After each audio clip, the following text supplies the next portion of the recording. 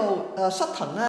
哇睇咗即係工程完成啦，咁我入到嚟咧我都嚇咗一跳啊！嗱，咁頭先見到窗外面個景色啦，非常之靚啦，睇翻屋裏邊，哇簡直係之前嚟嗰陣時咧就好舊啊嘛，而家入到嚟睇到成間屋個裝修完成咗之後咧，我簡直好似整完容咁樣啊！一個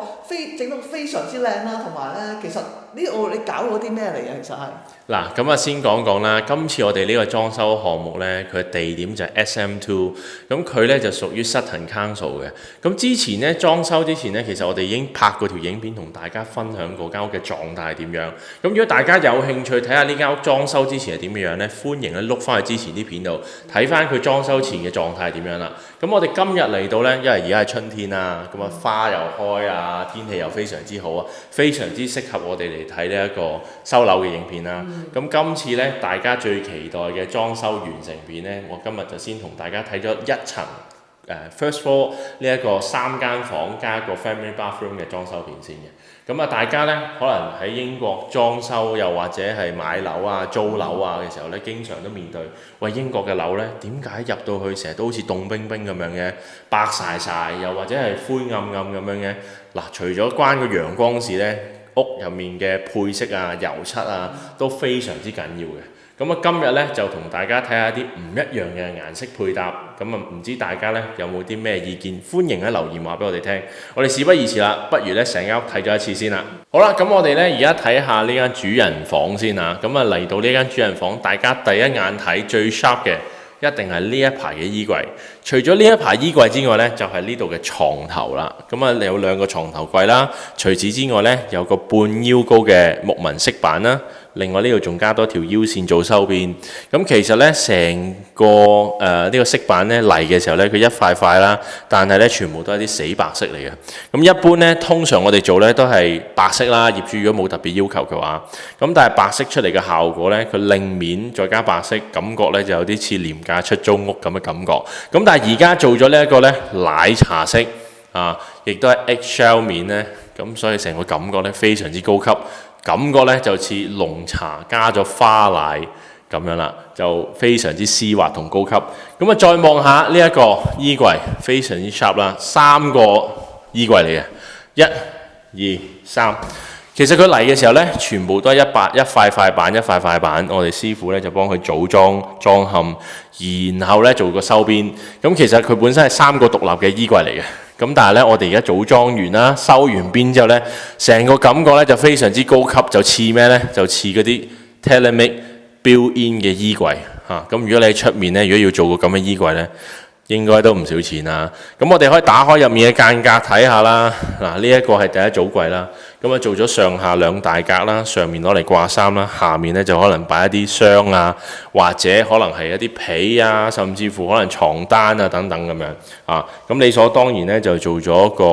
soft close 嘅設計啦。咁呢邊咧就上面做咗一個大層啦，做掛衫，下面咧就做咗3個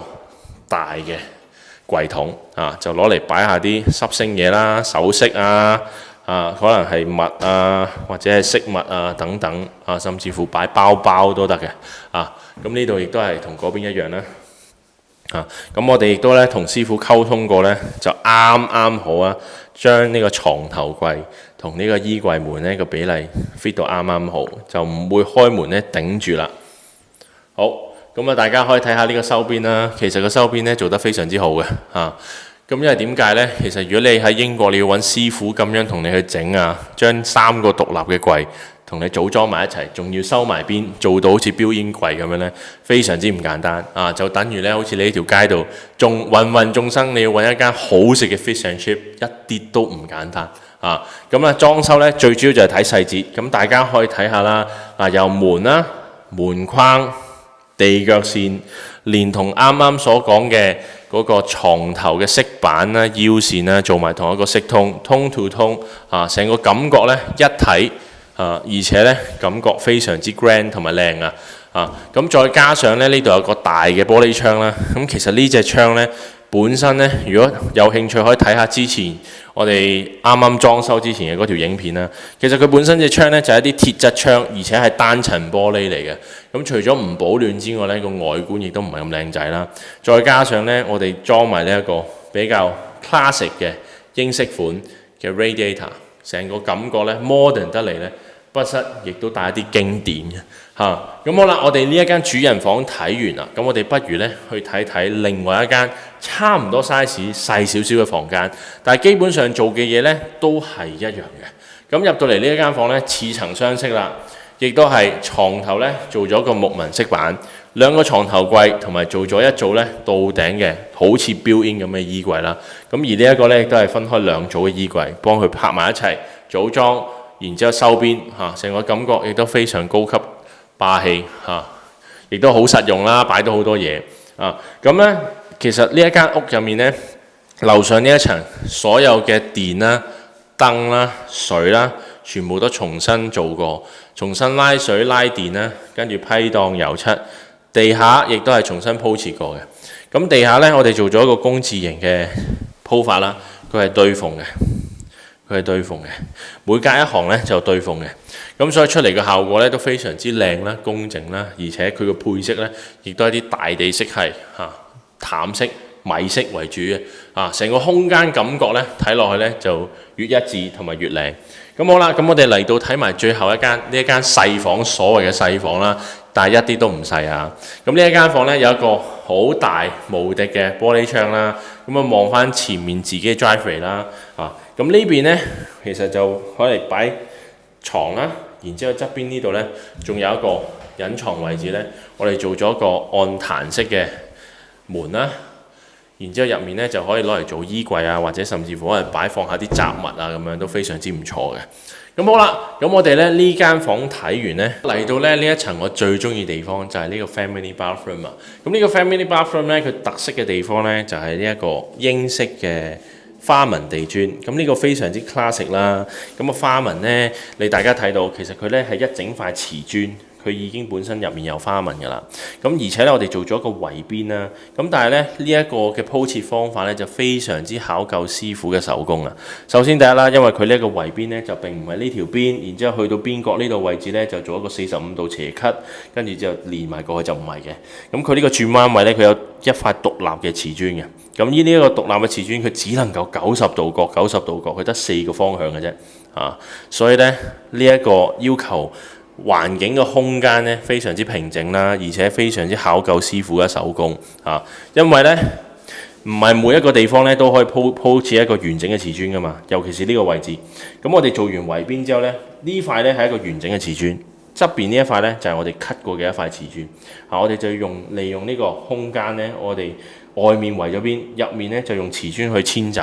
咁所以咧呢一種嘅鋪設方法咧出嚟效果非常之好睇，但係咧就非常之考驗師傅嘅手工啦。咁可以睇埋呢度嘅牆身咧，瓷磚全部鋪晒上頂嘅，咁佢用咗兩款嘅牆身瓷磚啦，咁但係兩款咧嘅款式係一樣，顏色唔同喺靠浴室即係呢個企缸呢個位置咧，佢就係一種深色少少嘅顏色。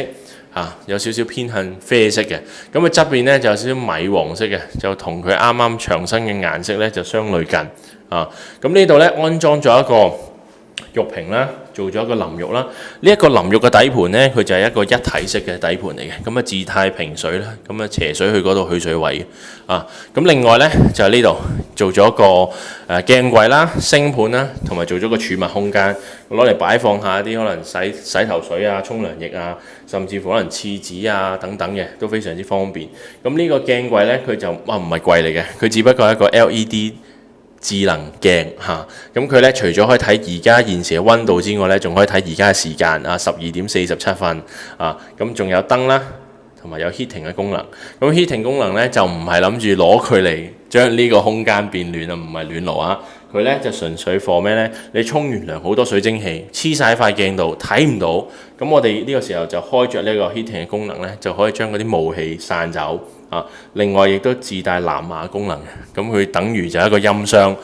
一邊沖涼咧一路聽歌，呢度呢就唔係淨係一個沖涼房咁簡單，唔係淨係用嚟沖涼啊，用嚟洗滌自己嘅心靈啊，非常之適合啊。另外呢，呢度呢亦都做咗個凹位，咁啊大家好奇怪，喂點解洗手間唔開闊啲啊？或者點解要整個門喺度呢？嘥咗個位。其實呢，呢個位置呢，佢原本呢就係攞嚟擺個 boiler 嘅嗰個水缸嘅，咁但係拆咗之後呢，我哋有同業主溝通過，將呢個空間打通嘅話呢，就變咗成個洗手間係好大，但係又係好空。需唔需要加多個浴缸？業主又話唔需要。咁所以呢，我哋就預留呢個空間攞嚟擺放咩呢？擺放洗衣機、乾衣機啊。咁個來水去水呢，我哋已經預留咗啦。